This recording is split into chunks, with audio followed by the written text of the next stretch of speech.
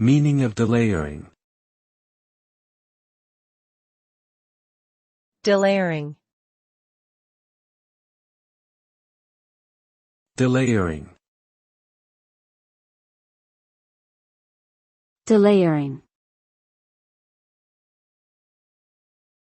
Delayering. Delayering is a business strategy that involves reducing the number of management layers within an organization. This is often done to improve efficiency, reduce costs, and increase productivity by eliminating unnecessary bureaucracy and streamlining decision-making processes.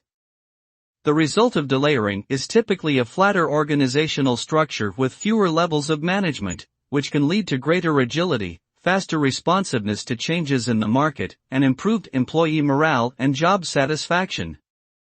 However, if not implemented properly, delayering can also lead to increased workloads, decreased communication, and a loss of key talent.